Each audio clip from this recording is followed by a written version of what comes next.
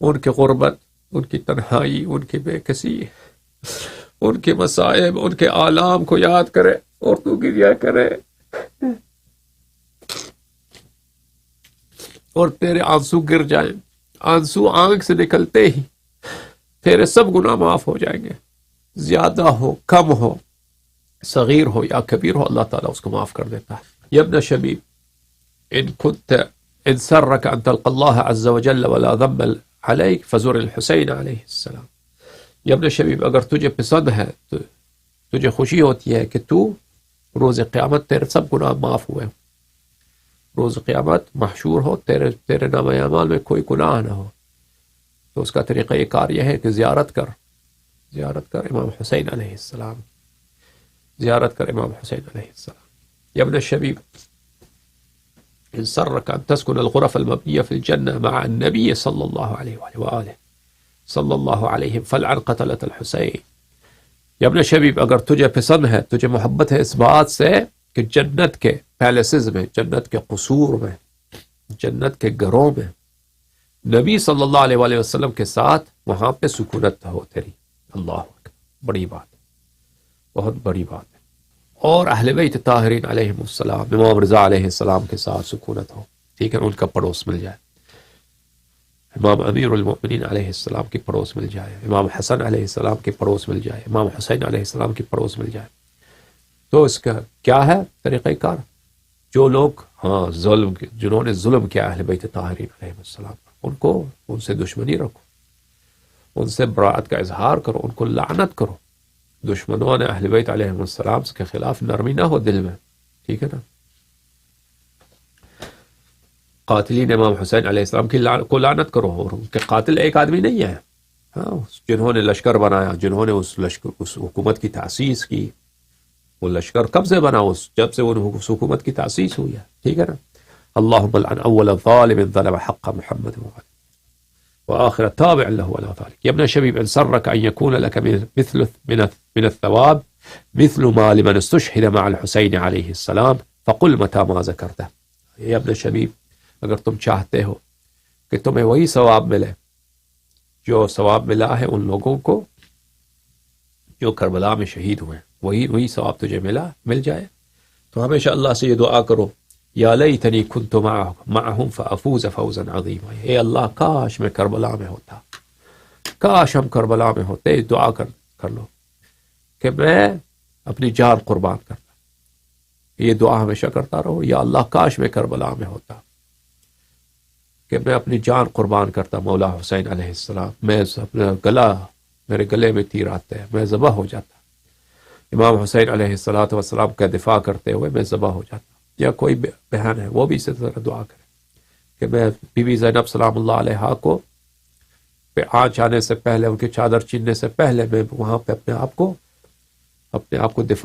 قربان کر دیتی بی بی کے صدقے۔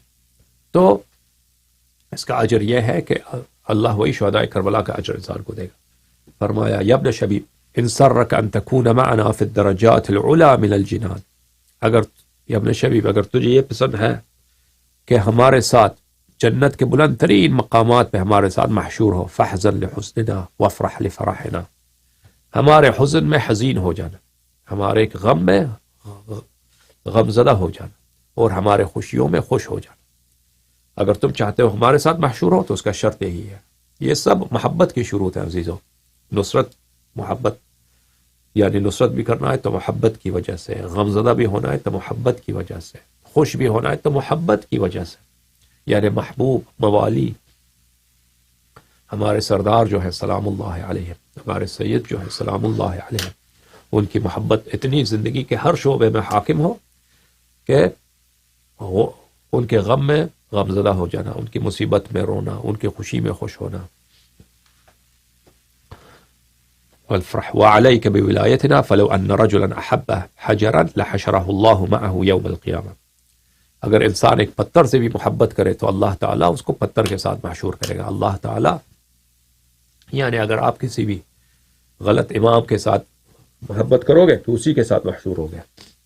یہ روایت ملاحظہ فرمائیے، مسمع ابن عبد الملک روایت کرتے ہیں کہ میں امام صادق علیہ الصلوۃ والسلام کے پاس گیا، امام صادق علیہ الصلوۃ والسلام نے مجھ سے پوچھا کہ مسمع، کیا تم امام حسین علیہ السلام کی زیارت کو جاتے ہو، کربلا مشرف ہوتے ہو؟ میں نے عرض کیا نہیں مولا، میں کربلا نہیں جاتا، اس لیے کہ سب لوگ مجھے جانتے ہیں، سب لوگ مجھے جانتے ہیں، میں جاؤں تو گورنر مجھے پکڑ لے گا، مجھے قتل کر دے گا، میں نہیں جا سکتا، میری بڑی بدنصیبی ہے، ظلم بڑا ہے۔ تو امام علیہ السلام نے پوچھا کہ اگر نہیں جاتے وہاں پر، کیا تجھے تو امام حسین علیہ السلام کا ذکر کرتے ہو؟ کیا امام حسین علیہ السلام کے مصائب کا ذکر کرتے ہو؟ مجھ سے پوچھا۔ میں نے عرض کیا کہ جی ہاں، میں بڑا مصائب کا ذکر کرتا ہوں۔ میں نے عرض کیا کہ جی ہاں، میں مصائب کا بڑا ذکر کرتا ہوں۔ قال اتجزع، امام علیہ السلام نے پوچھا کہ جب مصائب کا ذکر کرتے ہو تو مجھے ایک بات بتانا مسمع، کیا تو بڑا بے قرار ہو جاتا ہے؟ نہیں ہوتا، تجھے بے قراری ہوتی ہے؟ ان کے مصائب سن کر، امام حسین علیہ السلام کے مصائب پر تو اپنا قرار کھوتا ہے، اپنی آرامش کھوتا ہے؟ تو میں نے کہا اے واللہ، میں نے کہا اللہ کی قسم میں بڑا بے قراری کرتا ہوں۔ وَاسْتَعْبِرُوا بِذَلِكَ حَتَّى يَرَى أَهْلِ أَثَرَ ذَلِكَ عَلَيْهِ فَامْتَنِعُوا مِنَ الطَّعَامِ حَتَّى يَسْتَبِينَ ذَلِكَ فِي وَجْهِ۔ عرض کیا کہ جی ہاں، میں بہت بے قرار ہو جاتا ہوں، بہت روتا ہوں، میں اتنا روتا ہوں کہ میرے گھر والے، میرے قبیلے والے جانتے ہیں کہ میں نے بڑا گریہ کیا ہے، گریہ کے آثار میرے چہرے پہ بعد تک رہ جاتا ہے، اور میں کھانا بھی چھوڑ دیتا ہوں مولا امام حسین علیہ السلام کے غم میں، کھانا بھی چھوڑ دیتا ہوں، اور اس کھانا نہ کھانے کی وجہ سے اس کے آثار بھی میرے چہرے پہ ظاہر، لوگ سمجھ جاتے ہیں کہ یہ امام حسین علیہ السلام کی وجہ سے اتنا رویا ہے۔ ٹھیک ہے نا؟ یہ بے قراری جو ہے اس کی کوئی خاص شکل نہیں ہے، کسی بھی طرح سے آپ بے قرار ہو جائیں مولا امام حسین علیہ السلام کے غم میں، سینہ زنی بھی ایک بے قراری ہے، سمجھ میں آ رہی نا بات آپ کو؟ سرکوبی بھی ایک جو ہے بے قراری ہے، چہرے پہ تمانچہ مارنا یہ بھی بے قراری ہے، کوئی شخص کھانا چھوڑ دے، پانی پینا چھوڑ دے، یہ بھی بے قراری، کوئی زنجیر زنی کرے وہ بھی بے قراری ہے۔ ٹھیک ہے نا؟ یہ سب جو ہے یہ بے قراری میں آتے ہیں۔ جو لوگ کہتے ہیں کہ شیعہ کیوں زنجیر زنی کرتے ہیں، سینہ زنی کرتے ہیں، اس کے احادیث بہت زیادہ ہیں، اس کی ایک خاص شکل تو نہیں ہے۔ فقال رحم اللہ دمعتک، امام صادق علیہ السلام نے فرمایا اللہ رحمت کرے تیرے آنسوؤں کو، تیرے اشکوں پہ اللہ کی رحمت۔ اللہ اللہ، کتنی محبت ہے، کتنی محبت ہے مولا امام صادق علیہ السلام کو، یعنی کتنی محبت ہے اللہ کو، کتنی محبت ہے رسول اللہ صلی اللہ علیہ وآلہ وسلم کو۔ عزادار کے چہرے سے جو اشک گرتا ہے، عزادار کے آنکھوں میں جو اشک جمع ہوتا ہے، امام صادق علیہ السلام کی ہر دعا مستجاب ہے۔ جب فرمایا رحم اللہ دمعتک، یعنی عزادار کے چہرے پہ اللہ کی رحمت، عزادار کے آنسوؤں پہ اللہ کی رحمت، یہ آپ سب کے لیے یہ دعا مقبول اور مستجاب ہے۔ اما انک من الذین یعدون من اہل الجزع عنا، من اہل الجزع لنا، بے شک کہ تو ان لوگوں میں سے ہے جو ہمارے غم میں بے قرار ہوتا ہے، تو واقعاً ہمارے غم میں بے قرار ہونے والے لوگوں میں سے ہے۔ والذین یفرحون لفرحنا ویحزنون لحزننا، تو ان لوگوں میں سے ہے کہ جن کا جو ہماری خوشی میں خوش ہو جاتے ہیں اور جب ہمارے غم میں غم زدہ ہو جاتے ہیں۔ تو اس کا اجر کیا ہے؟ اس کے اجر تو بہت زیادہ ہیں۔ ایک اجر جو ہے امام صادق علیہ السلام، ایک بشارت جو انہوں نے دی ہے، اور یہ سب کے کام آئے گا، سب عزاداروں، اور یہ محرم کا مہینہ ہے۔ اس جیسا عمل، نیک عمل، کون سا عمل؟ محبت اہل بیت علیہم السلام، اسلام میں نہیں ہے، اسلام میں نہیں ہے۔ اور اس جتنا، اور اہل امام امیر المومنین اور امام حسین علیہ السلام کے مصائب میں رونا گریہ کرنا، اس جتنا ثواب کسی کام میں نہیں ہے۔ امام علیہ السلام نے فرمایا اما انک سترى عند موتک حضور آبائی لک، مسمع کردین، جب تیرے مرنے کا وقت آئے گا، جب تو بستر موت میں ہوگا، احتضار کی حالت میں ہوگا، تیرے گھر والے تیرے گرد جمع ہو جائیں گے، اور یہ سب کے لیے آئے گا انشاءاللہ ایک دن، بیماری کی حالت، ہاں ٹھیک ہے، دنیا سے جانے والا، اب ڈاکٹر بھی کچھ نہیں کر سکتے، ڈاکٹروں نے بھی جواب دیا۔ اس وقت جب دنیا سے نکلنے کا وقت ہوگا تو دیکھے گا کہ اس وقت میرے آباء طاہرین رسول اللہ صلی اللہ علیہ وآلہ وسلم تشریف لاتے ہیں، اور امیر المؤمنین علیہ السلام تشریف لاتے ہیں، امام مجتبی علیہ السلام تشریف لاتے ہیں، امام حسین علیہ السلام، میرے آبا تشریف لائیں گے. ووصیتہم ملک الموت بک وما یلقونک به من البشارة افضل. اور یہ روایات اس کے بہت زیادہ ہیں، یہ بھی کہ مومن کے مرتے وقت زیارت ہوتی ہے مومن کو. سب مسلمان سب جو ہے زیارت کرتے ہیں، یعنی مسلم کافر امیر المؤمنین علیہ السلام کو مرتے وقت دیکھتے ہیں، نظر آتا ہے ان کو. لیکن فرق یہ ہوتا ہے کہ مومن کی دادرسی ہوتی ہے اور کافر کی دادرسی نہیں ہوتی. اچھا، اس وقت رسول اللہ صلی اللہ علیہ وآلہ وسلم حکم کریں گے، امیر المؤمنین علیہ السلام حکم کریں گے ملک الموت کو کہ اس مومن کا خاص خیال رکھنا. اور اس سے بہتر وما یلقونک من البشارة افضل، اس وقت رسول اللہ صلی اللہ علیہ وآلہ وسلم تجھ سے خطاب کریں گے، امیر المؤمنین علیہ السلام تجھ سے خطاب کریں گے، تجھے خوشخبری دیں گے کہ تو گھبرانا نہیں، دنیا سے جا رہا ہے تو اہل و عیال ہے، اس کا ہم دیکھ بھال کریں گے، اس کا اللہ تعالیٰ دیکھ بھال کرے گا، اس کے لیے کوئی گھبرانے کی بات نہیں ہے. تو یہ گھر چھوڑ کے جا رہا ہے، تیرے بچے ہوں گے تیرے بعد، اس کے لیے کوئی پریشانی کی بات نہیں. اور جو جگہ تو جا رہا ہے وہ بھی تجھے دکھائیں گے، رسول اللہ صلی اللہ علیہ وآلہ وسلم اشارہ کریں گے، تو دیکھ لے گا اپنی جگہ جنت میں. یہ آزاداروں کے لیے بات ہے بھائی، پردے ہٹ جائیں گے، تو دیکھ لے گا جنت میں تیرا یہ قصر ہے، تیرا یہ محلات ہے، تیرے یہ باغات ہے، تیرے یہ آبشاریں ہیں. ایک آبشار ہے کس کا؟ شراب کا. ایک آبشار ہے شربت کا. ایک آبشار ہے دودھ کا. ایک آبشار ہے شہد کا.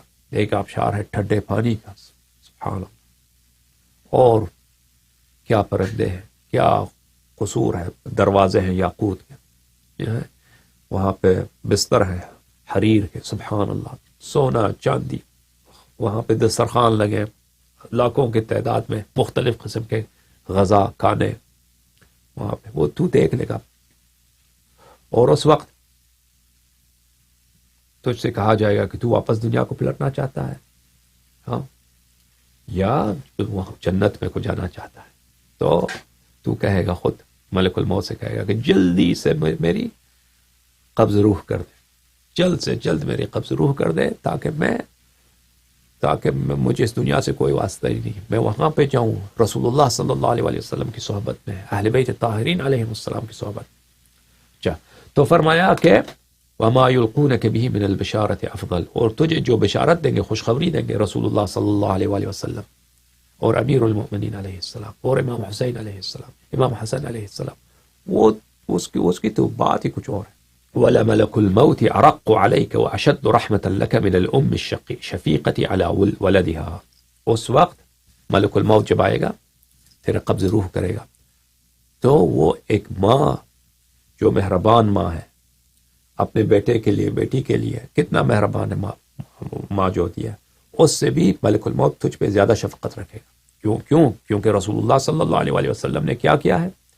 شفاعت کیا ہے، حکم دیا ملک الموت کو کہ ہمارے مومن کا، ہمارے شیعہ کا، ہمارے محب کا خاص خیال رکھنا. پھر امام صادق علیہ السلام نے فرمایا ما بکا احد رحمتا لنا وما لقینا الا رحمہ اللہ قبل ان تخرج الدمعة من عینه. جو بھی شخص ہماری دل سوزی میں، ہماری محبت میں، جو ظلم ہم پہ اہل بیت علیہ السلام پہ ہوا ہے، اس پہ روتا ہے، اس سے پہلے کہ اس کی آنسو اس کی آنکھ سے نکل جائے، اللہ تعالیٰ اس پہ رحمت نازل کر دیتا ہے. فَإِذَا سَالَ دُمُوعُهُ عَلَى خَدِّهِ، اور پھر جب اس کے جو اشک ہیں اس کے چہرے پہ گر جاتے ہیں، فَلَوْ أَنَّ قَطْرَةً مِّن دُمُوعِهِ سَقَطَتْ فِي جَهَنَّمَ لَأَطْفَأَتْ حَرَّهَا حَتَّى لَا يُوجَدْ لَهَا حَرٌّ.